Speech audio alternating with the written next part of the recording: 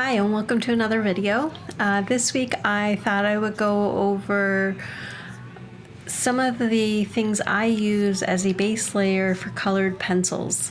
I do apologize. I was recording the sound for this video as I was doing it, but it was corrupt or something, so I'm doing a voiceover. I'm hoping I can remember everything I said and my words will match what's on the screen, but I'm not 100% sure. So we'll see. So the point of doing a base layer with colored pencils is to speed up the process, really, and to save your wrist a bit. If you get repetitive use injuries or anything like that, it can save your wrist.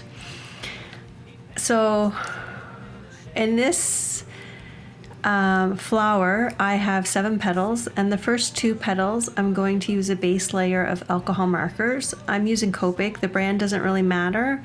They all pretty much work the same. And in this first one, I'm using more saturated colors than the second one to show you that you can still achieve good results with saturated colors. Just remember, the darker the color you use, the darker your final result will be. There's only so light you can add on top of dark, so much light you can add on top of it. So just remember that. But here you'll see I was able to actually bring the lighter petal to as dark as I had this one. I wouldn't go any darker of a base layer than this. Then you're kind of working against it. And I'm just laying down the colors and blending them slightly. I'm not worrying about shadows or details or anything like that. This is just to help cover up the white of the paper and not to have to add so many layers of colored pencil to the paper before I can start blending. So what I like to do is leave the areas that I want really bright, not colored in with the base layer. So on that first petal, you can see there's a little bit of white left, and on this one here, I'm also coloring around a couple little pieces that are left white, and that is just so it's easier. There's less I've got to do with it. I want it really, really light anyway, so I don't want any extra color underneath it. And I don't believe I do it with the one that I use watercolors on, but it does help. The good thing about using Copic markers as a base layer is that there's no wait time. You put them down, they're dried, you can put the pencil right on top of it. Whereas with other mediums like watercolored paints, you have to wait for them to dry. So it's a bit of a wait time. So I'm going in with some different color yellows and slightly orange yellows, some pinks, purples, a little bit of red here on these 2 petals to get the desired look I'm going for.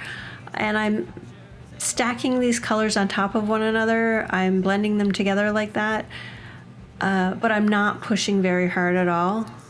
I'm just lightly laying the layers down. It doesn't look like I'm doing much because they are similar colors to the base layer, but I am. And once I have enough layers down that I feel like I can blend it, then I will go in with some odorless mineral spirits on a brush, like I'm doing right now, and blend them together. And when you're using odorless mineral spirits, you just want your brush to be a little bit damp. Oh, okay, so I forgot. I'm trying to show you the texture of the paper up close. They call it the tooth of the paper. It's just the texture of the paper. The paper has high points and low points. And when you go over it with a colored pencil, like I am here, the pencil catches the high points of the paper, but the pigment doesn't get down into the low points. So that's why you see all these little white grainy bits showing through. And to offset that, people will build up layers and go in all different directions with their pencils and then blend out those layers. And I like to use the odorless mineral spirits to blend them, but there are a number of ways that you can do it. Here I'm showing the different directions of the paper, or the pencil on the paper, and then I take the odorless mineral spirits. I wipe most of it off. I just want my brush to be damp, and then I go over it. And you can see it's moving the pigment around. Now you can also see that it's not doing a very good job right now because I didn't have enough layers built up. There's not enough pigment there to move it around and fill in those gaps really well. That's why you want a lot of layers built up. And if you have a base layer, like with the Copic markers, then that helps fill in the white areas so you don't need as many layers to build up. Okay, so here I put down a little bit of the marker, and that soaks right into the paper and fills in all those little grooves. And then I go over it with the colored pencil, and I'm just doing it very lightly. I'm not pushing hard at all, and I'm not even putting that very many, I would say 1 layer of pencil down. And I'm taking my damp brush and just moving that around. So there's no more pencil on that spot than there is on the top spot, but you can't see the white grain through the pencil because of the layer of marker underneath it. It helps fill in the graininess of the paper. The more texture the paper has, the more layers you'll need. Like if you're using cold pressed paper, you'll get a lot of grain showing through, so you'll need to build up layers a lot more. I tend to like to use the 184 pound mixed media paper. It's a nice smooth paper. It does have texture and a tooth to it that it can grab a lot of pigment and you can add a lot of layers, but it doesn't give you a really grainy look. Now, if grainy look is what you're going for, then play around with different papers and don't use base layers. So again, I'm going in with all the different colors I want, trying to build them up and get the look I want. And I don't know what I'm doing here because I'm talking with my hands and I don't remember what I was saying. Oh, I think I was talking about, these are polychromos pencils. They're oil-based. You can also get wax-based pencils that work great. You can combine wax-based and oil-based pencils. They work fine together as well. I just tend to grab for the polychromos. Those are my favorite. So as you can see at the bottom of the second petal there, I left that area white. I didn't go around it with the marker at all, and that stands out a bit more as a lighter area because there's not so much underneath, so there's not so much to cover up, and yeah, I can keep it lighter.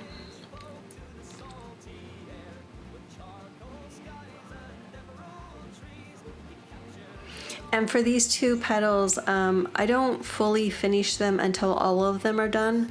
Normally, if I was coloring a piece like this, I would be working on all of the petals at one time, doing all of their layers and working back and forth.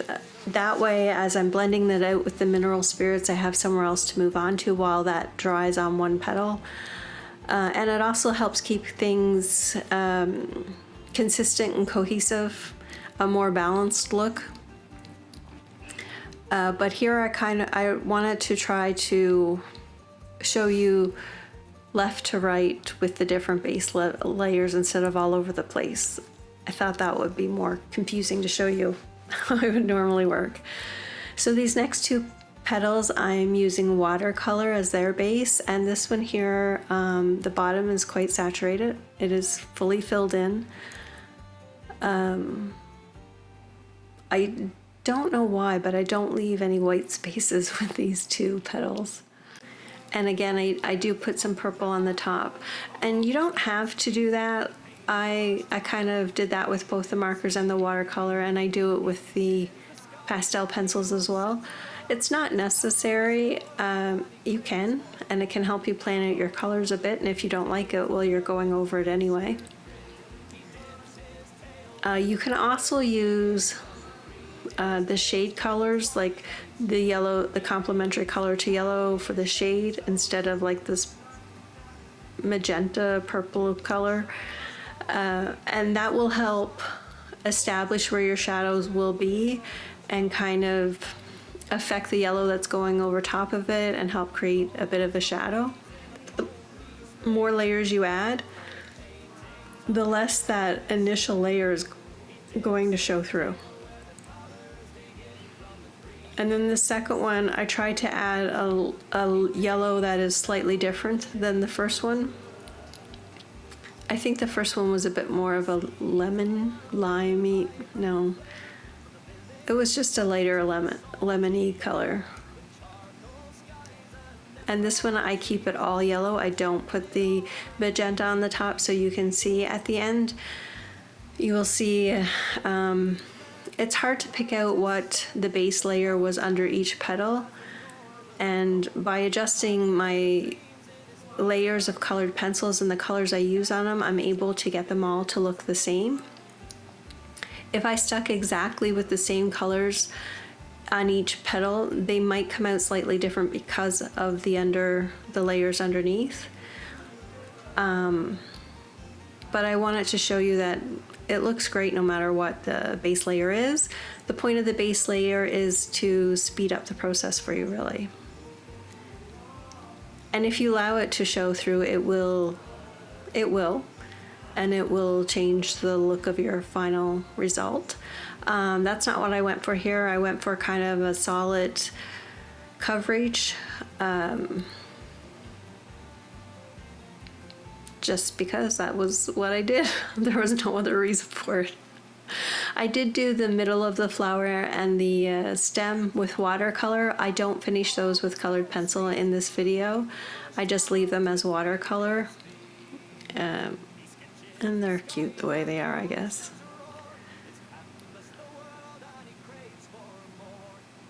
And again, I'm blending out with the mineral spirits. When I blend it with mineral spirits, I tend to focus on one color and then slowly move up into the other one. I don't want it to get muddy or just push it everywhere. I want full control over it. And the more layers you have, you'll notice like the more the pigment does move. So you don't want to be pushing really dark colors over. I mean, maybe you do want to do that, but you don't want to muddy things up. Or I don't want to muddy things up, I should say. I don't know what you want to do. You can tell me below. What do you want to do? And this second watercolor one, I'm going in pretty much the same way as the first, and I'm blending it out pretty much the same way. Again, I only have to add a couple of layers of colored pencil before I start blending because of the underlayer, which is great.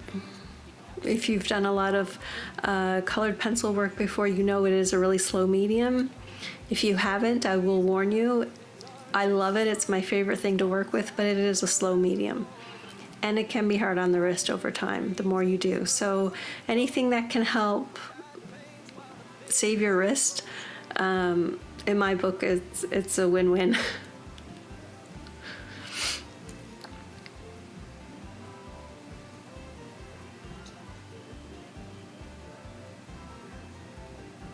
So this one here is the one that I used all yellow underneath. I didn't put any purple up on top like I did with the other petals. So I do end up adding a bit more red and a bit more layers up there.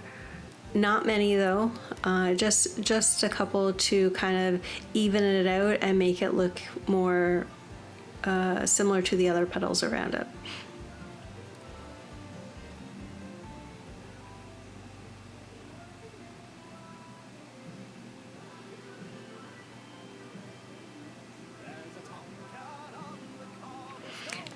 And it's hard to really tell in this video, but when I'm using these colored pencils, I'm making little loops or little number 8s with them. I'm not going back and forth where there's a point at the end of the line or anything. I'm not making lines with them. I'm keeping them all kind of loopy.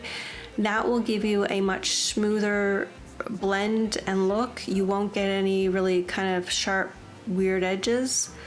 And I'm only pressing like ever so lightly. The only time you want to really press hard is at your very final layers when you're adding detail. Pressing hard at the beginning, it really works against you. The harder you press, the more you're pushing down on that texture of the paper, so the more you're compressing that tooth, which means there's less that paper can take, less pigment the paper can take. So if you do that right away, you're limiting yourself on the number of layers you can add. But if you wait till the very end to kind of just add those little details of the shine in an eye or eyelashes or veins in a leaf or something like that, then you'll get those nice sharp details and you won't have ruined or compressed your paper too much. This leaf here, I don't put a base layer under it. I thought this would be a good control leaf or petal to see how it looks compared to the other ones with a base layer. So this is 100% just colored pencils. And I mean, it's not a very big piece, so it doesn't take me very long. And I don't believe I add a super amount of layers to this petal. I can't remember, and it was only a couple of hours ago.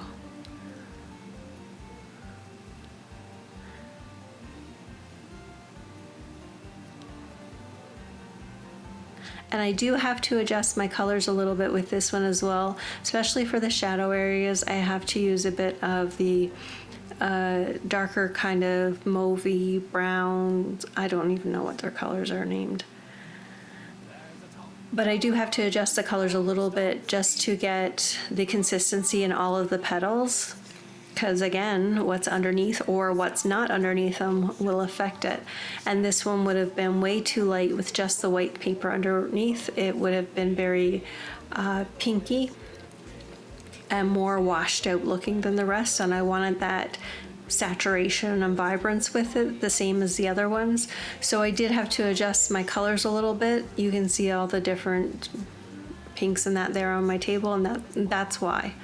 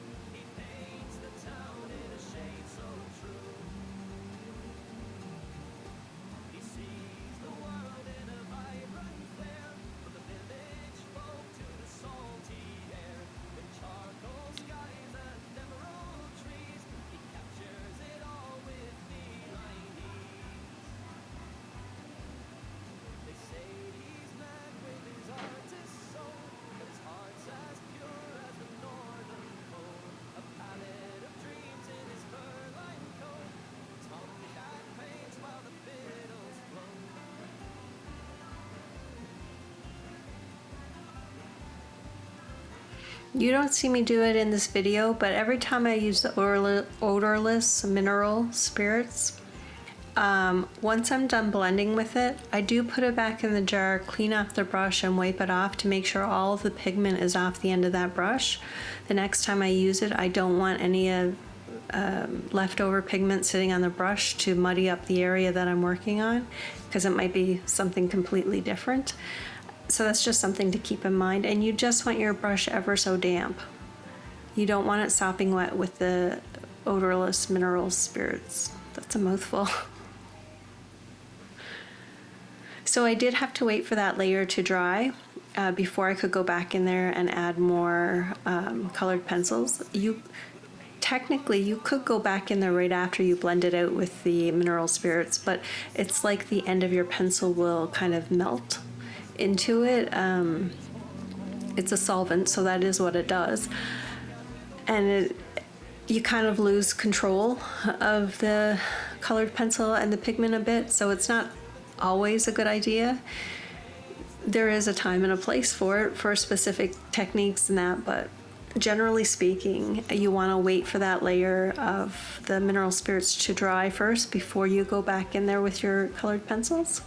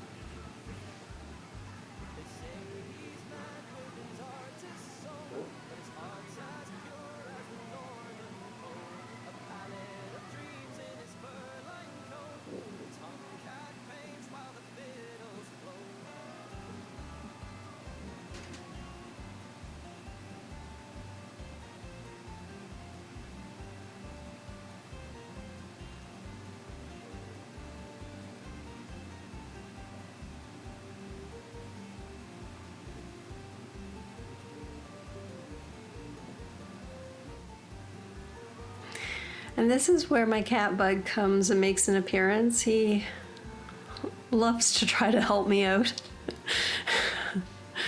In my house, you have to learn how to work around the cats, because he ends up sitting here while I draw. He's a very sweet old man. He's 12 now, and he's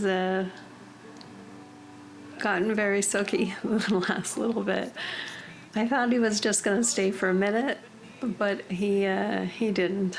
So I had to reach around him and peek over his shoulder to see what I was doing. So the last two petals, I'm going to do a base layer with pastel pencils. You could use like pastels in their chunks or whatever it is they come in. I find those are very messy and I'm not really good with them. So I use the pastel pencils. And I know that sounds funny to use a pencil layered under another pencil, but the pastels, they go on, like you just need one layer. They go on kind of thick, I guess. There's great coverage with them. They feel scratchy. I don't like using them because it feels like I'm scratching up my paper and that, but that's just the nature of the pencil. And once I put down their colors, you'll see me here. I believe you'll see me here. I'll use just like a little eyeshadow, there you go, sponge thing, and just blend them out and kind of pick up the excess amount of pastel that's on the paper so it doesn't smudge everywhere. And that's the base layer. It's very easy. You can be very precise with the pencils, and it is, sorry, I'm all tongue-tied. It's too late to be on this. It does work as a good base layer. I do like it. You don't have to wait for it to dry. It goes down really light. So, you know, it complements the colored pencils really nicely.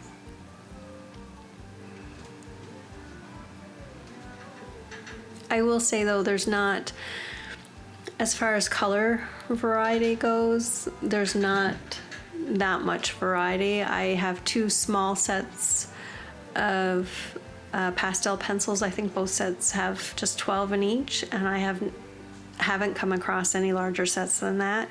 Whereas with like the alcohol markers, there's a huge variety of colors, and obviously watercolor paint, there's a large variety of colors, and you can mix your own colors. So, you know, those are more better options if you're looking for unique colors. Sorry for my head popping out, but that's part of working around the cat.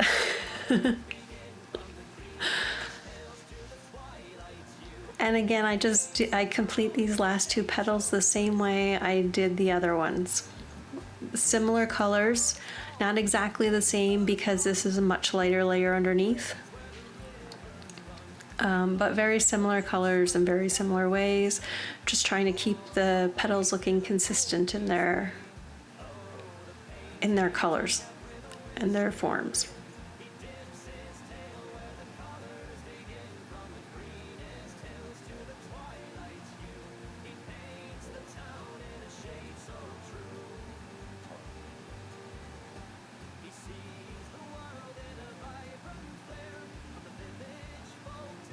And again, you saw, like, compared to the layer with nothing underneath it, I only put down like maybe 1 or 2 layers here of the colored pencils, and then I was able to blend it right away. So it's, you know, it makes a huge difference time-wise. And you can see how your work is progressing faster, how it's starting to come together faster.